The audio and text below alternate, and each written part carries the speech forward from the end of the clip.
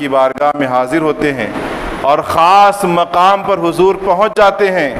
تو اللہ تعالیٰ اپنے محبوب سے فرماتا ہے انا و انتا، انا و انتا،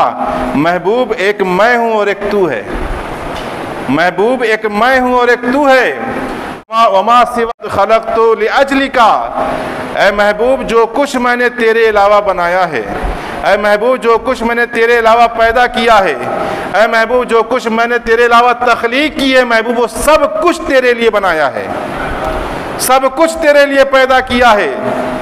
آپ اندازہ لگائیں کہ یہ محبت کا انداز دیکھیے، اللہ اپنے محبوب سے کس طرح محبت فرما رہا ہے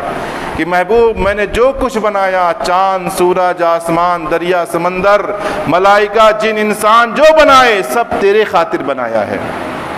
سب تیری رضا کے لیے بنایا ہے۔ اور ادھر آقائے کریم صلی اللہ علیہ وسلم بارگاہ الہی میں کیا عرض کرتے ہیں؟ عرض کرتے ہیں اللہم انت وما انا، اے اللہ تو ہی تو ہے، میں نہیں ہوں، اے اللہ تو ہے، میں نہیں ہوں، وما سوا ذالک ترکت لاجلک، اور اے اللہ جو کچھ تیرے علاوہ ہے میں نے سب کچھ تیرے نام پر قربان کر دیا، سب کچھ تیری رضا کی خاطر میں نے چھوڑ دیا، سب کچھ تیرے رضا کے لیے میں نے قربان کر دیا۔ اسی لیے ترجمانی کرتے ہوئے اسی حدیث پاک کی اعلیٰ حضرت فرماتے ہیں خدا کی رضا چاہتے ہیں دو عالم، خدا کی رضا چاہتے ہیں دو عالم، خدا چاہتا ہے رضائے محمد، خدا چاہتا ہے رضائے محمد۔ درود پاک پڑھیں تو آگے عرض کرو اللہم صلی علی سیدنا مولانا محمد معدن الجود والکرم وعلی وآلہ وسلم صلی اللہ تعالی علیہ وسلم۔ تو حضرات یہ بات سچ ہے کہ اللہ خالق ہے اور محبوب صلی اللہ علیہ وسلم مخلوق ہیں، اللہ معبود ہے، محبوب عابد ہے، اللہ مسجود ہے، محبوب ساجد ہے، مگر محبتوں کی نرالے انداز دیکھیے، اللہ کہہ رہا میں نے سب تیرے لیے بنایا ہے، محبوب کہہ رہا میں تیرے نام پہ سب کچھ قربان کر رہا ہوں۔ امام فخر الدین رازی رحمۃ اللہ تعالیٰ علیہ،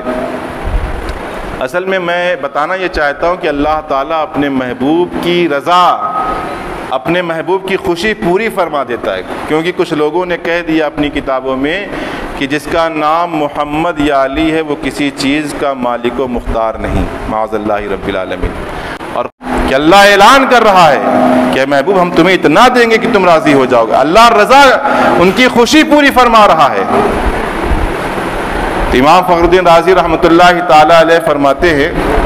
طائف کے موقع پر جب حضور شہر طائف تشریف لے گئے، بڑا مشہور واقعہ ہے، اعلان نبوت فرمایا، دین کی تبلیغ کے لیے، دین کی اشاعت کے لیے، لوگوں تک اللہ کا پیغام پہنچانے کے لیے جب آپ شہر طائف تشریف لے گئے تو وہاں کے لوگوں نے آپ کو پریشان کرنا شروع کر دیا، آپ کو تکلیف پہنچانی شروع کر دی، حتیٰ کہ کتابوں میں آیا ہے کہ ان لوگوں نے آپ کے جسم ناظرین پر پتھر برسائے، اور اتنے پتھر برسائے کہ آپ کا مبارک جسم لہو لہان ہو گیا، اتنا حضور کے جسم اطہر سے خون نکلا کہ آپ کا مبارک نالین پاک اس خون سے بھر گیا، اس قدر پتھر برسائے گئے، حضور کو تکلیف پہنچائی گئی، ستایا گیا، ظلم کیا گیا، بربریت کی گئی، مگر جب اللہ کے فرشتے حضور کی بارگاہ میں آتے ہیں، عرض کرتے ہیں یا رسول اللہ ان لوگوں نے آپ کو ستایا ہے، آپ پر پتھر برسایا، حکم ہو انہیں تباہ کر دیں، طائف والوں کو برباد کر دیں۔ آگ کا فرشتہ حاضر ہے آگ لیے، ہوا کا فرشتہ حاضر ہے، پانی کا فرشتہ حاضر ہے، پہاڑ کا فرشتہ حاضر ہے، پہاڑ والا فرشتہ کہہ رہا حضور حکم ہو پہاڑ گرا دے سب مر جائیں، ہوا کا فرشتہ کہہ رہا حضور حکم ہو ہوا چلا دے سب اڑ جائیں، پانی کا فرشتہ کہہ رہا حضور حکم ہو تو پانی میں ڈبو دیں، آگ کا فرشتہ کہہ رہا حضور حکم ہو تو آگ برسا دیں، لیکن وہ محبوب ذیشان رب رحمت دو جہان کیا فرماتے ہیں؟ اللہ کے نبی فرماتے اللہم اہدی قومی انہم لا یعلمون، اے اللہ میری قوم کو ہدایت دے دے، اے اللہ انہیں عذاب نار سے بچا لے، اے اللہ انہیں سیدھے راستے پر چلا دے، یہ لوگ مجھے نہیں جانتے۔ تو آپ اندازہ لگائیں کہ ایک طرف رحمت کا یہ عالم ہے، کرم کا یہ عالم ہے، عنایتوں کا یہ عالم ہے، نوازشوں کا یہ عالم ہے کہ بڑے بڑے ظالموں کو معاف کیا جا رہا ہے، پتھر برسانے والوں کو معاف کیا جا رہا ہے،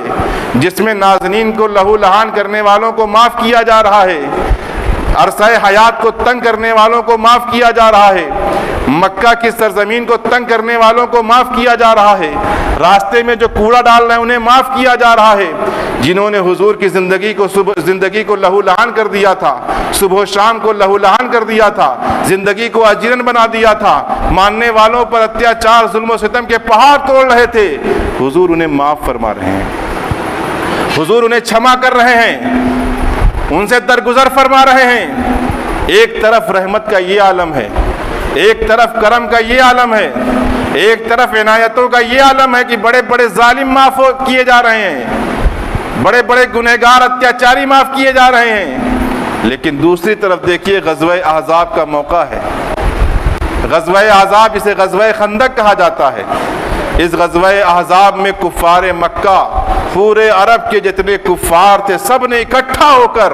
مدینے پہ حملہ کر دیا، مدینہ منورہ پہ چڑھائی کر دی۔ سارے کفاروں نے جو ہے پورے مدینے کو گھیر لیا، حصار میں لے لیا۔ ان کا پلان تھا کہ مسلمانوں کو ختم کر دیا جائے، اسلام کو ختم کر دیا جائے، ایک اللہ کا نام لینے والوں کو مٹا دیا جائے۔ اس ارادے سے انہوں نے پورے مدینے کو گھیر لیا۔ اب مدینے کے اندر حضور موجود ہیں، صحابہ اکرام موجود ہیں۔ اسی رسا کشی میں، اسی کشمکش میں حضور صلی اللہ علیہ وسلم کی عصر کی نماز چھوٹ جاتی ہے۔ چاروں طرف دشمن، اور ان دشمنوں کی وجہ سے حضور کی عصر کی نماز قضا ہو جاتی ہے۔ عصر کا جو وقت تھا اس وقت پہ حضور عصر کی نماز ادا نہیں کر پائے، اس وقت میں اپنے رب کی بارگاہ میں حاضر نہیں ہو پائے۔ کتنا جلال آیا حضور کو، اتنا جلال آیا حضور کو کہ آپ نے ہاتھ اٹھا کر دعا کی، اللہم املا بطونہم نارا،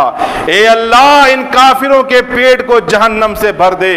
امام راضی لکھتے ہیں کہ اللہ فرماتا ہے، اے محبوب جب اس قوم نے تمہیں پتھر مارا، جب اس قوم نے تمہارے اوپر ظلم کیا، جب اس قوم نے تمہارے دندان کو شہید کیا، جب اس قوم نے تمہارے اوپر ظلم و ستم کے پہاڑ توڑے، تمہارے راستوں میں کوڑے ڈالے، تمہاری زندگی کو اجرن بنایا، تمہاری صبح و شام کو لہو بنایا، تم سے انسانیت کے حقوق کو چھین لیا، تم سے ہیومن ویلیوز کو چھین لیا، ایک انسانی حقوق تم سے لے لیے گئے، تب آپ نے معاف کر دیا، تب آپ نے درگزر کر دیا، تب آپ نے انہیں چھما کر دیا۔ ان کے لیے بد دعا نہیں کیا، ان کے لیے ہلاکت کی دعا نہ کی، ان کے لیے بربادی کی دعا نہ کی، لیکن محبوب جب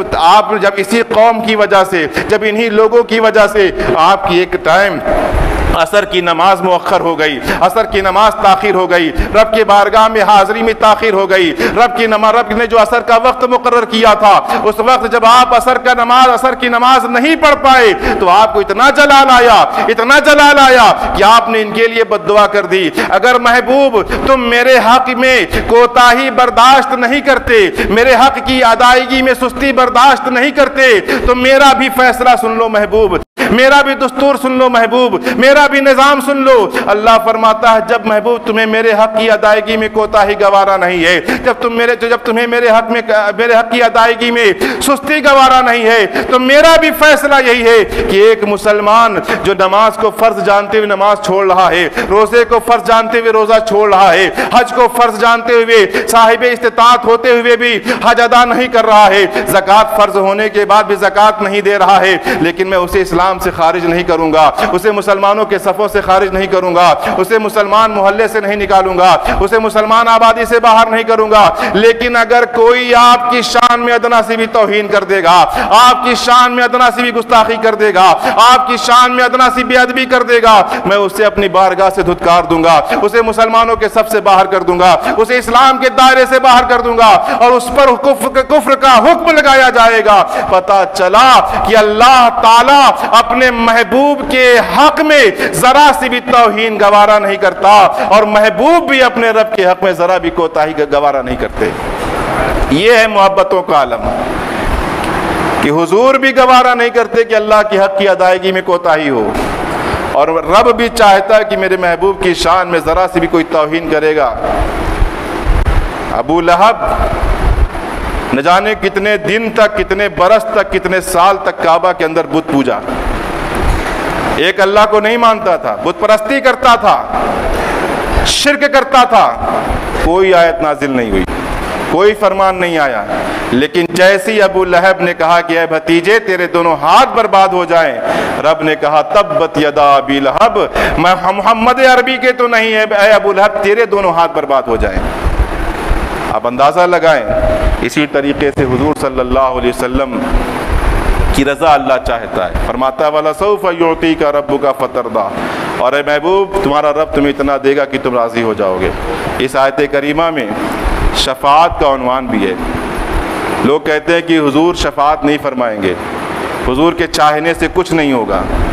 حضور کسی کے کام نہیں آئیں گے، حضور کسی کی شفاعت نہیں کریں گے۔ جب یہ آیت کریمہ نازل ہوئی تو مسلمانوں کے چوتھے خلیفہ حضرت علی مولا علی مشکل کشا شیر خدا رضی اللہ تعالیٰ عنہ فرماتے ہیں کہ جب یہ آیت کریمہ نازل ہوئی، جب یہ آیت کریمہ اتری تو اللہ کے نبی فرماتے ہیں اذن لا ارضى وواحد من امتی فی النار، اللہ فرما رہا ہے کہ میں تمہیں اتنا دوں گا محبوب کہ تم راضی ہو جاؤ گے۔ حضرت علی فرماتے جب یہ آیت کریمہ اتری تو حضور کیا فرما رہے ہیں؟ اللہ راضی کرنے کا وعدہ کر رہا ہے، تو حضور نے فرمایا میں اس وقت تک راضی نہیں ہوں گا جب تک میرا ایک امتی بھی جہنم میں رہے گا۔ تبھی تو حضرت آسی فرماتے ہیں کہ دم حشر آسی مزے لے رہے ہیں، دم حشر آسی مزے لے رہے ہیں، شفاعت کسی کی ہے رحمت کسی کی ہے۔ یعنی اس قدر حضور کی شفاعت عام ہوگی کہ گنہگاروں کی بخشش ہو جائے گی، اور شفاعت کا معاملہ اتنا بڑھ جائے گا قیامت کے روز جو نیکوکار ہوں گے وہ گنہگاروں سے گناہ ادھار مانگیں گے کہ ایک گناہ ہم کو دے دو تاکہ حضور کی نظر ہم پر پڑ جائے۔ پیارے اسلامی بھائیوں، تو یہ حضور کی رضا اللہ تعالیٰ، اللہ کے نبی صلی اللہ علیہ وسلم فرماتے میں قیامت کے دن لوگوں کی شفاعت کرتے جاؤں گا کرتے جاؤں گا کرتے جاؤں گا، یہاں تک کہ میرا رب فرمائے گا رضیت یا محمد، اے محمد اے محبوب صلی اللہ علیہ وسلم کیا تم راضی ہو گئے؟ اللہ کے نبی فرماتے میں عرض کروں گا نام یا ربی رضیتو، ہاں اے میرے رب میں راضی ہوں، میں خوش ہوں۔ تو اللہ اپنے محبوب کی رضا چاہتا، اپنے محبوب کی مرضی پوری کرنا چاہتا ہے۔ ایک مرتبہ نبی پاک صلی اللہ علیہ وسلم نے فرمایا کہ اگر مجھے یہ نہ ہوتا کہ میری امت پر مسواک کرنا دشوار ہو جائے گا، مسواک وضو سے پہلے، تو میں ہر وضو سے پہلے مسواک کو فرض کر دیتا۔ حضور فرما رہے ہیں کہ مجھے میری امت پہ مشقت گوارا نہیں، میری امت پہ تکلیف گوارا نہیں، اگر امت مشقت میں نہ پڑتی تو میں ہر وضو سے پہلے مسواک کو فرض قرار دیتا۔ حضور نے فرمایا تھا نا، حضور کی چاہت تھی، اگر اللہ تعالیٰ مسواک کو فرض کر دیتا کیا فرض نہ ہوتی؟ حضور چاہ رہے تھے امت کے حق میں لیکن اللہ فرض کر دیتا، لیکن جب اللہ کے رسول نے چاہ لیا تو اللہ نے اپنے محبوب کی مرضی پورا کرنے کے لیے کوئی ایک آیت نہیں اتاری جس میں مسواک فرض کی گئی ہو۔ اسی طریقے سے حدیثوں میں آیا ہے کہ حضور صلی اللہ علیہ وسلم نماز تراویح رمضان کے دن مسجد میں ادا کرتے تھے، لوگوں کی کثرت ہونے لگی، بہت زیادہ ہجوم ہونے لگا، تو حضور نے فرمایا کہ مجھے اندیشہ ہے کہ تمہاری اس تڑپ کو، اس